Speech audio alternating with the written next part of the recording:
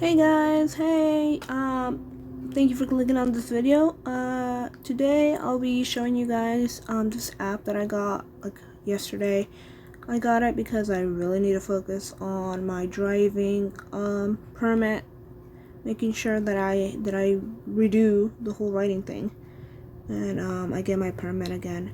So I really like this one because it's almost at 9 stars, almost at 5 stars, sorry, and it looks pretty decent. Um, so we'll give it a try.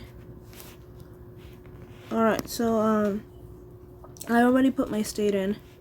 So, let's see, there's a lot of stuff. Combination, double, triple, general knowledge. Okay, to prevent drowsiness before a trip, you should. Drowsiness, that's when you fall asleep, right? Avoid medication that probably will do all. Yes, awesome. Sleep debit is a dangerous condition. While missing sleep adds up to the risk of falling asleep unless you rest. People are often surprised that getting less than 6 hours of sleep triples. Oh wow, that is a lot of stuff. A lot of risk. So just make sure to get a lot of sleep, especially if you're an adult, because you'll be the one driving. Prepare your route carefully. Total distance, stopping, considerations, schedule, hours. Yeah, don't drive in the middle of the night if you're usually asleep, because your body is trained to sleep at a certain time, So avoid medication that causes you drowsiness. Suffer daytime sleepiness. So just use your common sense and sleep. All right. We don't want accidents. Okay, so which of the following is a major cause of fatal crashes? Driving too fast for road conditions, poorly adjusted brakes, overinflated tires.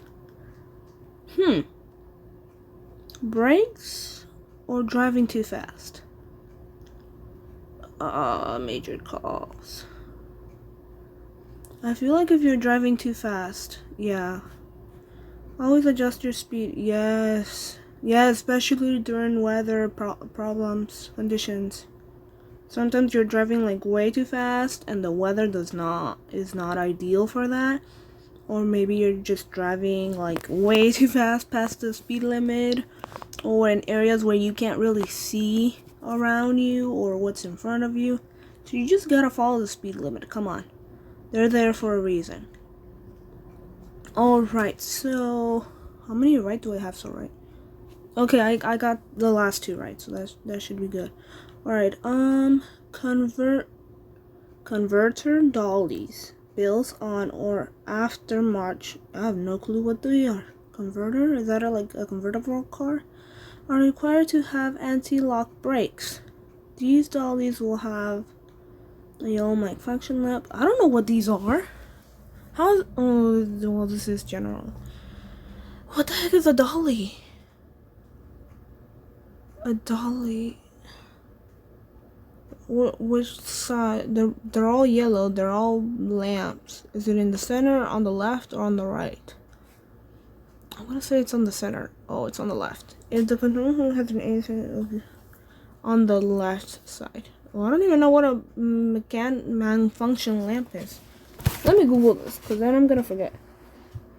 This seems important, so let me just put a star on it. If I can. Trying to put a star on this thing. Hello? Can I put a star on this? There we go, perfect. I just needed to click on the right spot. Alright, so let's see. What is it? Converter dolly.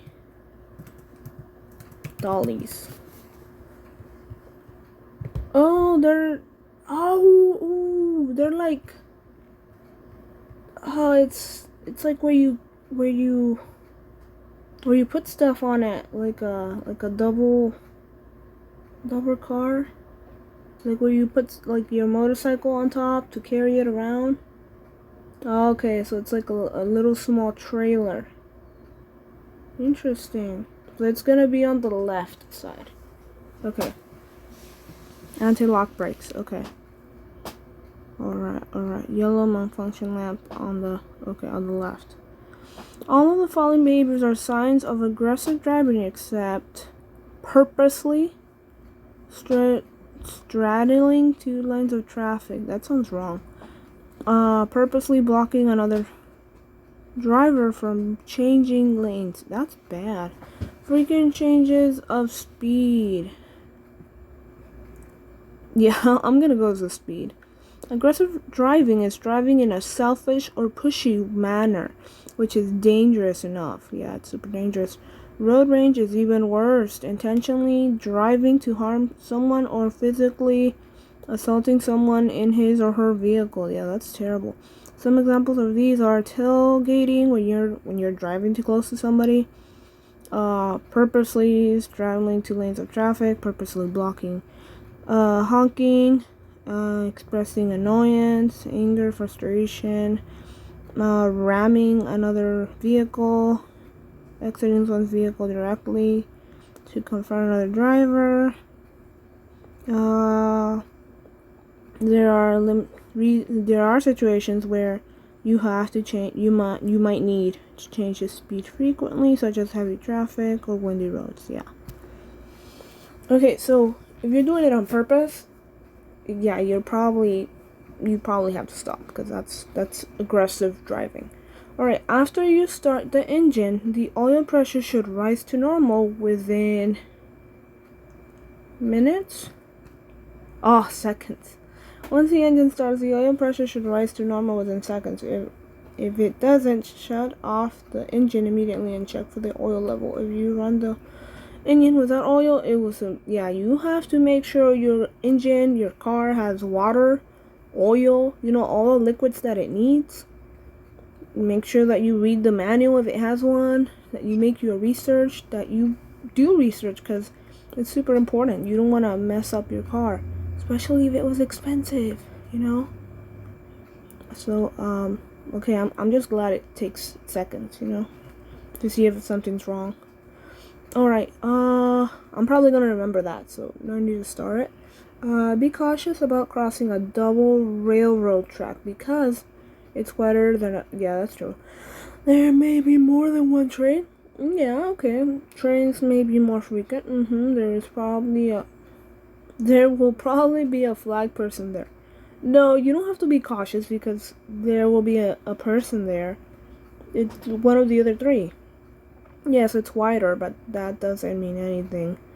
There may be more than one train, or trains may be there more frequently. Yeah, you have to be cautious. But I feel like trains may... there might... Yeah. No, it's a double railroad track. There has to be more than one train, right? So one train on one track may hide a train on the other track. After the train you can see has cleared, look both ways to make sure there are no trains on the other side before you cross. This is especially important. Yep, if they don't have a warning signal or gates or anything to warn you about other trains or trains in general, you better be on the lookout. Look both ways before you cross. Alright, so there may be more than one train. Okay. According to the manual, so there's a manual, how far ahead should drivers look while driving? Ahead? Seconds? How far ahead should drivers look while driving? I'm gonna say 12 to 15? That's like the largest. Good drivers look ahead for 12 to 15 minutes. Distance that your CMV will travel in 12 to 15 seconds. At highway speeds, you could mean roughly a quarter. I don't understand that, but I'm gonna start it. A driver's logbook may be brought up to date once a week. May be rated in pencil. That could be true. Must be shown immediately when offered. Probably. Oh, okay, I got it right. If you are transporting materials that are dangerous, a law enforcement officer may stop you to inspect your vehicle. The officer may check your logbook, both in paper or electronic. Shipping papers, vehicle plate cards, plate placards, vehicle placards, something like that. Placas, I guess, the plate. I don't know. Endorsement. Ooh, if your logbook is not up to date, you may be cited and placed out of service for some specific amount of time. Damn. Okay, 2 more questions. Alcohol affects the body in many different ways, but it first affects your, I'm gonna say, reaction time, coordination, probably judgment and self-control. Knew it. I knew it. Alcohol affects the body in many ways, but it first affects your judgment and self-control. As a result, you may not realize how drunk you are becoming, and you may make dangerous decisions, okay? So yes, drinking, you don't realize how drunk you're getting because it affects your judgment and your self-control. Self-control to stop drinking. Judgment as in like, oh, I need to stop drinking, you know? It affects you, so don't drink. Or if you do drink, limit yourself, you know? Start counting. After the 5th one, I'm done, you know? Self-control. Have a plan before you start. Alright, last one. According to the driver's manual, you should limit the use of your horn because it wears down the battery. It can startle oh god, excuse me. I am sleepy. You can startle other drivers. The horn is not a good way to let them know you're there. It can startle other drivers. And if you scare other drivers, there could be a crash. Your horn can startle other drivers, pedestrians, or animals. Yes, it is.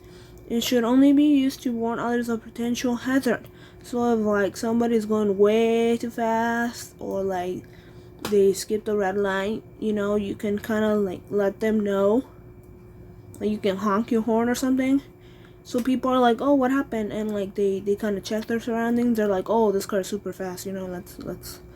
Or like here in the US, probably not so much in Mexico, but like, you know, ambulance, police officers, fire department trucks, there's an emergency, they'll ring their sirens. They'll turn the song on. You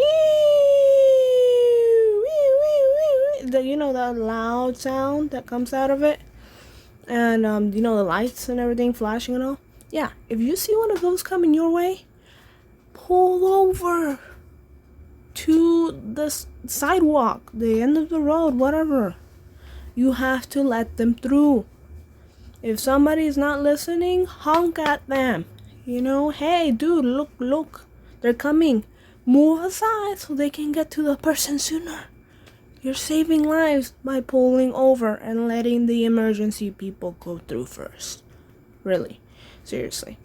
So yeah, I only use it to warn others of potential dangers, hazard, not for general communication. This is not India, this is the US. Alright? Then do not use it to express your anger or frustration, just to warn people of possible dangers. Alright? So thank you so much. That is 10 questions. I'll probably do another video soon.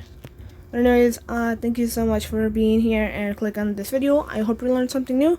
And if you're practicing for your, if you're learning and studying for your permit test, let me know in the comments, and let me know if you're using any apps or any study advice, because I'd love to hear about it. I really need to get this done before the end of the month. That way, I can take the test and start practicing my driving.